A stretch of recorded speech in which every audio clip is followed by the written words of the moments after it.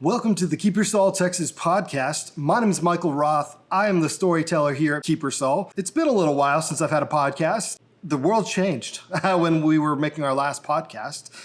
So right now, what's great is we are in Texas Wine Month. We're in October of 2020.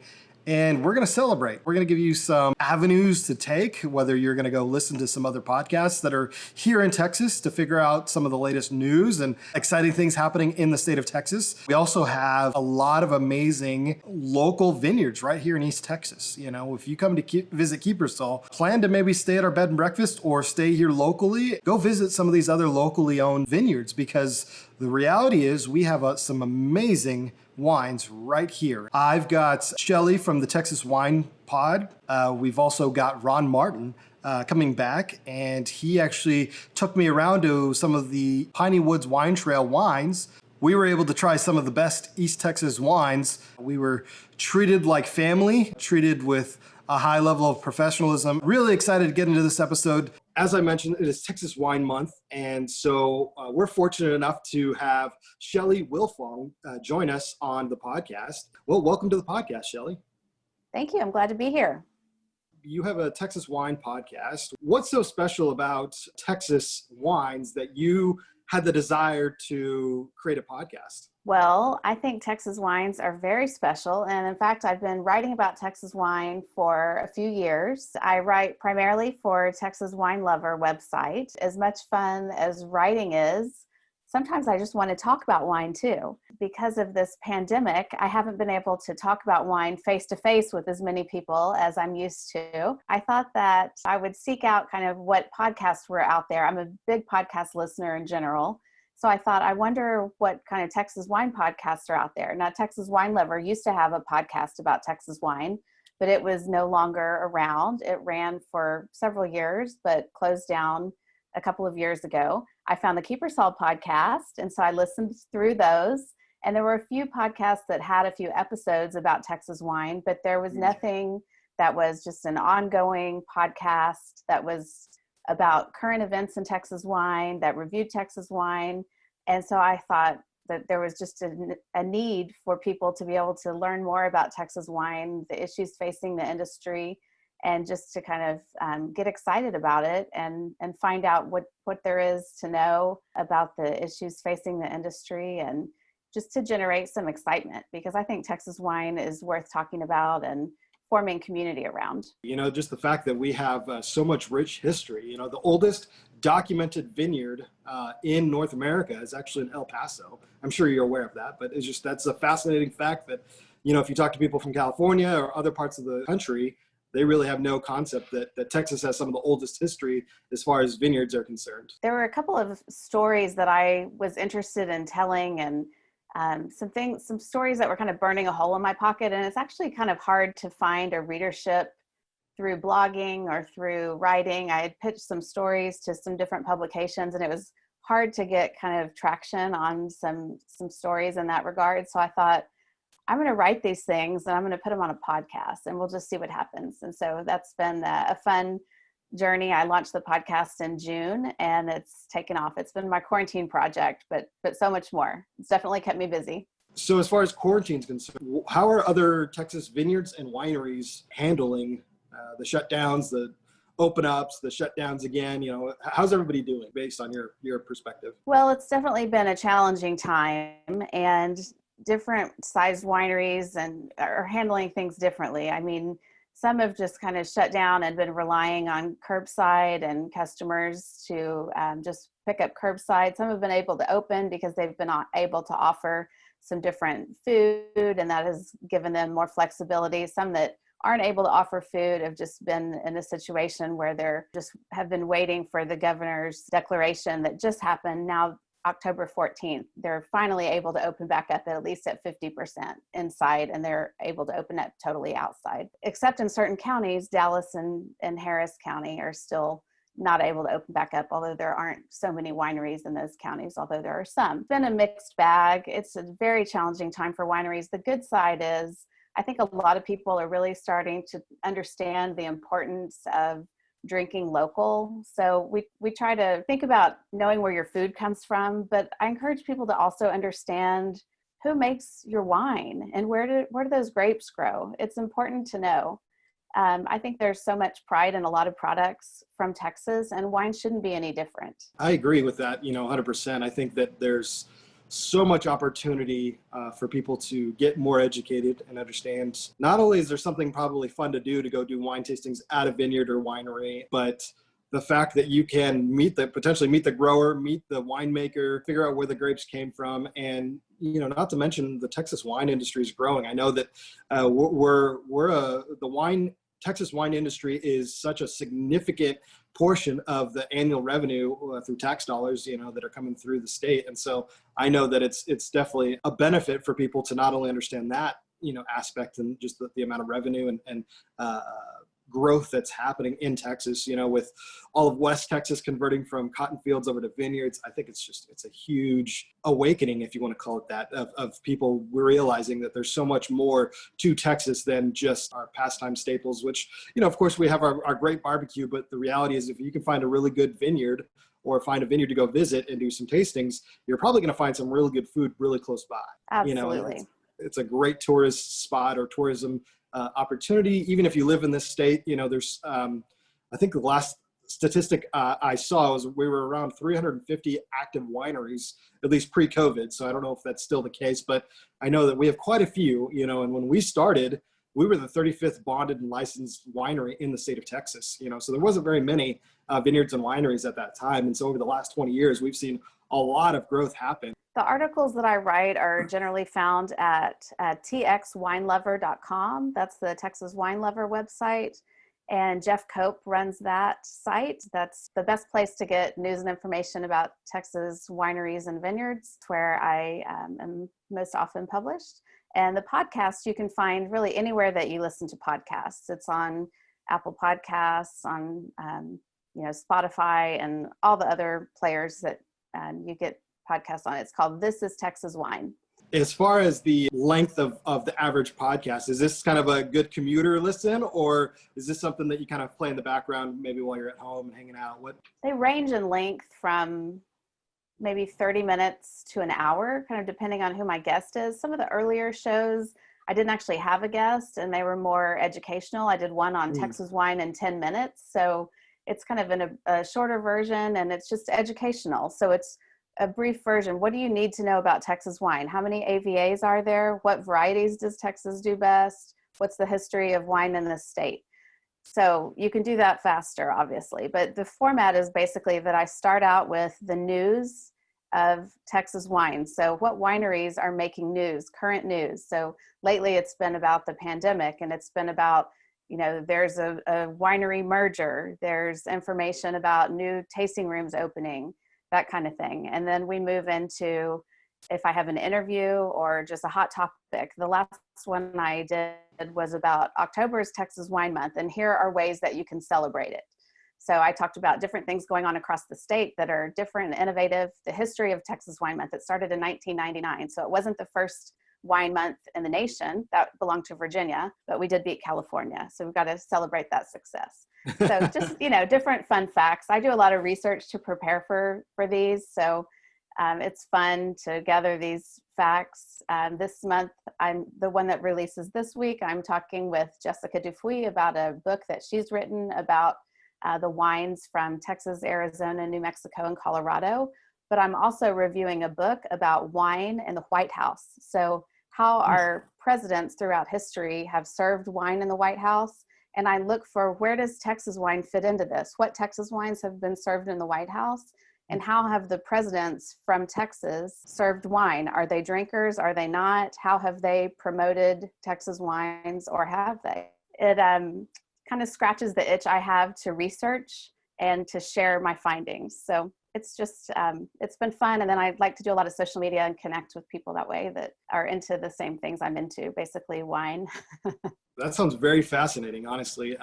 Especially with the presidents and who's drinking Texas wines. I think that's definitely a fun, interesting tidbit. Of course, I'm also a history buff personally, so I think that would be fun to listen to that podcast for sure. So yeah, as you mentioned, it is Texas Wine Month. One of our goals here at Kiepersol is that we always encourage other wineries, other people in Texas to not only try a Texas wine, but try to find one that you're going to like, because we have so many different varieties. We have so many different vineyards, some of the same varietals grown all over the state, and you're going to get a different experience from depending on where they're grown and then how the wine's made. And so our goal is to encourage other wineries to create some good wine that the first time people try a Texas wine, that they'll want to come back and try some more, and that's one of our goals. And so with that said, what wines would you recommend right now? And we're not here to be biased. What would be the best wines in your opinion right now to go try from Texas to celebrate Texas Wine Month? Well, I think you have to kind of meet people where they are. What is a perfect wine for me to try might be different from someone else. This is an interesting way to approach that I heard at a winery that I visited last week. The person pouring the wine said, when people come in and they're looking for a Cabernet Sauvignon, she said, we do not actually have that wine, but we tell them that our Tannat is our Texas Cabernet Sauvignon, because they're looking for a big full-bodied wine. We're telling them to try this. So I think that is one way that you could approach it. You want a big wine, you're going to like this Tannat. Maybe that is kind of one way to do that. I think that's one of the best wines that Texas does, period, is a rosé. And it's almost 90 degrees today in Dallas. So I'm drinking rosé year round. And I don't know that many people that don't like a rosé. And because it's made in so many different styles, if you like a sweeter wine, you can find one with a little bit of RS. I would suggest that you try a rosé. And I bet there's something on the spectrum of rosé that you could find that you would like. That's always a winner to me. I know that Kiepersol has some award-winning wines. I'm dying to try your Fizzy Vit, and I have not been able to find it yet. Yeah. Maybe you could help me out there. Is it anywhere in Dallas? So right now, the closest place that currently has that on the store shelves is Brookshire's, just east of you guys. So if you find a Brookshire's grocery company, just east of Dallas, I can't think of the towns. I think there's one in Rockwall, and there's another one south of there. I can't think of it off the top of my head, but I'll put it in the description of this video and or podcast, so you guys can go find those locations. But we are working on getting in a couple of locations here in Dallas with our cans, and I know it'd be a lot more convenient if people could, but we're also a day trip away. I know it's maybe a little inconvenient, but we're only a 2-hour drive from Dallas. So if you guys are in the Dallas area, feel free to join us here at Kiepersol. Maybe come in for, we started our tours up again by reservation only. So typically you just give us a call that we're on the days that we're doing tours at the time of this recording is Fridays and Saturdays. So Fridays at 1 p.m. and Saturdays at 2 and 4 p.m. If you give us a call on the day of, we will reserve you a spot for our public tours. Or if you guys are interested in bringing out some friends, and we can schedule a private tour, so long as we have availability, we would be more than happy to schedule that for you guys. That's a great way to come do it. Or you can just come out and do some tastings over at the tasting room because we're open Tuesday through Saturday, 11 a.m. to 7 p.m. Any chance that you can go to a Texas winery and buy the wines directly from the winery, you're going to help them profit a lot more than from the store shelves. I'm not saying that you can't buy from the store shelves, or in fact, we encourage it, but sometimes it's a little bit nicer to come directly to the winery just because the profit margins end up being a little bit higher for all of the Texas wines. So. Right, and it's so important right now. And every winery has a story to tell. And I think that I know that your title is storyteller, but every winery, even if they don't have a storyteller, they have a story to tell. It's important that right now, Texas wineries are telling their stories effectively to any consumer that they come in contact with. Hopefully as the consumer is walking through the doors of their winery, but any way they're able to, if it's a Facebook Live or any kind of social media, whatever it takes to convey what's important to them about their brand and about their wine, so that they can build that sense of, that we're all family. There was a question on social media the other day about what wine club or what wine would you never give up? And I answered and I said, I would never give up this one because I feel like I'm part of their family. And that's what you want to instill in the folks that you bring into your brand. When it comes to marketing in general, I take more of a storyteller approach for sure. Obviously that's my title, but that became a reality because of my ability just to tell our story. And I like to make a connection with people, honestly, and then from there let the wine sell itself, because the reality is if you make that connection, I would say that's 95% of the battle right there. Is just if you can make a connection with that person, their perception will change, whether you have great wine or not. You know, if you don't make that connection, they won't have a desire to try it again or try more or even engage more. And so that's just a little tidbit. But yeah, I agree. Social media, word of mouth, whatever you can do to get word of mouth, that is the best thing you can do, in my opinion. Yeah, as far the as wine has to be good, but good wine isn't enough. I'll put it that way. I've had plenty of good wine that I don't care about.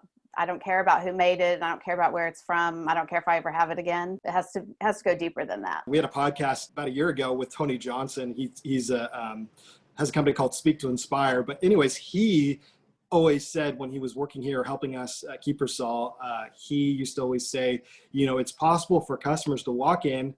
They could have the best meal at a restaurant. They could have the best wine, but they could walk away with a bad experience. That's always stuck with me. You know, it's just as important to not only have a great product, but to have great service as well. So it's a two-fisted argument. You've got to fight for it. What excites you the most about Texas wines right now? Texas is getting a lot of national press attention. I see Texas mentioned in press that I don't think Texas used to be getting the same kind of recognition. So Texas mentioned in national stories and Wine Spectator, Wine Enthusiast, stories about, I mean, I read these stories every 2 weeks when I run down the news. So I have a Google alert that alerts me every time Texas wine is mentioned. Mm-hmm. And I can't even talk about all of them, or the podcast would be 3 hours long. There are a lot. It's exciting that Texas is on the radar of all these publications. And so I think more and more consumers are at least aware that Texas is growing grapes and making wine. That's one thing. And there are a lot of great writers here in our state that have to be thanked for bringing some of that awareness, but it goes beyond just Texas writers too. This year, the State Fair of Texas was canceled, but the State Fair had several people involved in the Texas wine world put together a case of wine that is available to be purchased. And there are a series of virtual tastings that go along with that case. We put together this case of 12 wines. They're all exceptional wines that I think really reflect some of the best in Texas. We could have put together 6 cases of exceptional, or 12 or 100. There's so much great, great, great wine. I think just the quality of the wine in the state is exceptionally better than it's ever been. There's so much innovation, not just in what is planted, but the types of wine. People are so much more willing to try different varieties that they might not be familiar with. And I think the level of comfort with unfamiliar varieties, you know, we're just getting to a place where people are okay with, oh, I've never actually heard of Mourvedre, but okay, what is it kind of like? Or tell me what I might expect when I try it. Is it more like, you know, an Italian variety, or is it, should I expect high tannins like it to not? You know, just tell me kind of what it is and I'll try it. I like that. I like what winemakers are doing, concrete tanks, and let's try Paquette, and let's try, you know, wine and all different types of wine in cans. So, and packaging and labeling and just all kinds of innovation. And I also like, I tell you, we talked about national media, but what D Magazine did this past month, I don't know if you saw the cover of D Magazine. Oh, I haven't seen that. Wow. Texas Wine Country on the front. And there's a whole cover story and probably 15 pages on the inside. And it's mainly about the Hill Country, but there are also wineries from around the state mentioned. And the whole focus of this article that was put together by Eve Hill Angus is innovation, and how it's basically, it's not your parents' Texas Hill Country, that there's so much going on that is creative and innovative, and it's a whole new world down there. I mean, I think the Texas wine is cool again, or cool now. If it ever, I don't know, was it before? I don't know.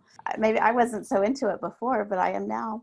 I think with just all of the tourism happening and a lot of people coming from out of state, you know, especially from Louisiana, Oklahoma, we get even people from Mississippi and Arkansas come to our winery here in East Texas quite a bit. But I know a lot of them are stop here either on the way to Fredericksburg, or they'll come on the way back. And so, they're always talking about going down to Fredericksburg and wine country. And, there's even some people heading up to the Texas High Plains and checking out all the wineries up there. And Ron Martin, I'm going to talk to him in just a little bit, but I know he went up to Reddy Vineyards. They're doing some really cool things up there. Pretty exciting just with all of the things I've been hearing as well, just through word of mouth. But anyways, yeah, thank you so much for your time. Anything else you wanted to let us know? Yes, the podcast is This is Texas Wine, and it's available wherever you listen to podcasts. Follow me on all the socials at Texas Wine Pod, and I can't wait to get out to Kiepersol. Believe it or not, just before the pandemic hit, at my kids' school auction,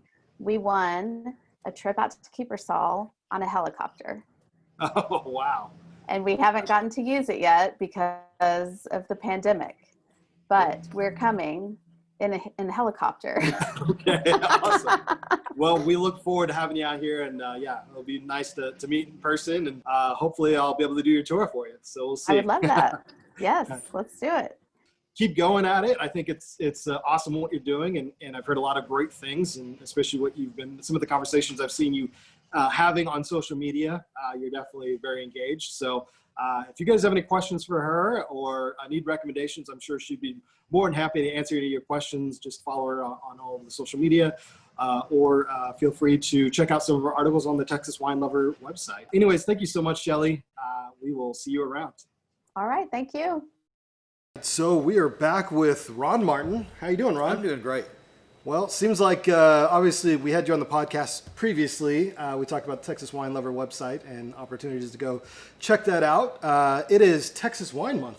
What is so exciting about Texas Wine Month for you, Rob? There's a lot of ways you can celebrate Texas Wine Month, and for the most part, with my wife and I, we're celebrating Texas wines most every day. But what I would encourage people to do, if you haven't done so during Texas Wine Month, are several things. One is go buy good Texas wine wherever you find it. Two, visit a restaurant, ask for Texas wine. You'll be shocked how many don't have it, how many do have it, and the ones that don't, remind them that there are great Texas wines they might be missing out on. So I never go into a restaurant that I don't remind them that they probably should have some on, especially local. There are several good sites that you can download into your laptop or your iPad and that help you sort of find where these good wineries are. So one, I would encourage you to go visit Texas wineries during Texas Wine Month. And if you're not sure how to find them, there are a couple apps that are really good to do so. The Texas Wine Lover has an app that has an interactive map in it. And I've visited about 118 wineries now, and I've kind of exclusively used that as the tool to find out where the good ones are. Jeff Cope on that site does a really good job of visiting those and writing blogs, so you're going there kind of with an expectation of what's to do there. Make sure you're buying Texas wine, because not all bottles, even at some of the wineries, are Texas wines. If it says for sale in Texas, probably not a Texas wine. If it says American Appellation, again, probably not a Texas wine. But if it says something like Texas High Plains, estate wines, from Kiepersol Estates, you're buying good Texas wines. Yeah, just to clarify, we are estate grown. We're just not appellated, so we can't put it on the label. However, our grapes are grown 100% on our estate here. Something I mentioned to Shelley earlier on the podcast was the idea that if you get an opportunity, go directly to the winery and buy from the Texas winery that you're closest to, because you'll probably help them out a little bit more with the profits, and then of course they're probably on the store shelves somewhere, so be sure to buy that. If that's closer to you, go buy that on the store shelves from that Texas winery as well. Our strategy has always been kind of, whether you're looking for a single winery, maybe it's in your backyard like Kiepersol is to us, literally in our backyard, or you're looking for a day or a weekend adventure, and we'll do. Back in September, we did 8 wineries in 2.5 days. So you kind of again use the resources to find out where these are clustered. East Texas has a very good cluster of local wines if you know where they are. And it makes a good day, really a good day or two visit when you come down here. Yeah, absolutely. Not to mention you can go stay at a bed and breakfast. And a lot of times if you're going to go to a good winery vineyard, you might also find some really good food around too, right? Exactly. I mean, that's kind of what you guys do a lot of times, is kind of plan a weekend date with you and your wife. And yeah, well, we kind of do it if we're traveling, say between here and Houston to visit our kids. and there's a winery sign, I have to convince my wife that would be a good side trip to make. So we rarely pass up an opportunity to stop and visit those wineries, and I found some really amazing wineries and winemakers and small winery owners. It just makes for really good visits. Yeah, absolutely. I had a plan to have a couple more podcasts this year. Obviously, world changed kind of overnight, but last February, or rather this February and March of this year, you and I went around and visited a few local East Texas wineries. We wanted people to kind of see how easy it is to kind of use, Texas Wine Lover website, and of course some other the tools that you're talking about, that you're able to find some local wines and you can go visit. So we actually went to all of these different wineries right here in our own backyard, right here in East Texas, that you guys can go visit too. You just got to check out what their website or information on when you can come visit and do tastings with them, especially as they're reopening now. We're going to cut over and we're going to just check out some of the footage from us hanging out over at Pelelenia. We went to Briar Creek, which is right down the road from us, and Three Peas in a Vine. Yeah, just revisited Three Peas in a Vine on Sunday. Kind of made an afternoon outing with about 6 other friends, and we had a great time right here in our backyard in East Texas. In November of 2019, we had the opportunity to visit Pelelenia, which is in Tyler, Texas here. We really got to enjoy some wine with some fellow Texas wine lovers. The Essenza was absolutely delicious. I highly recommend that if you guys ever get a chance to go try Pelelenia. Next, we tried Briar Creek.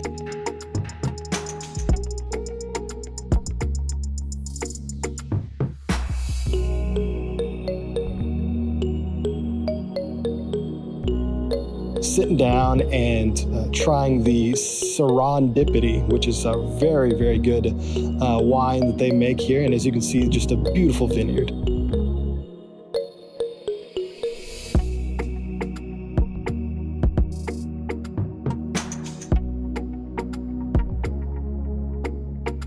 In January, we had the opportunity to go to Three Peas in a Vine. As you can see, very beautiful log cabin tasting room.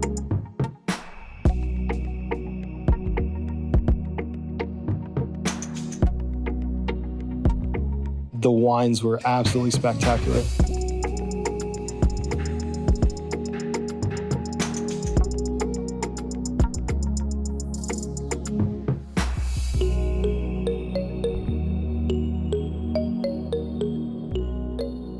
Well, that was so fun, Ron, wasn't that? It was. I mean, I think that it was really nice that they treated us so professionally and like we were family, really. Literally invited into some of their homes, literally to do some tastings. And really took the time to show us behind the scenes, something that they didn't normally do probably for everybody, but very generous of them. We got wine and some love, and it was amazing. Aside from finding great wines, Texas wines, we've just found great people out in the Texas wine industry, and so enjoy just going and spending time with the people who make the wine and grow the grapes. Great visits.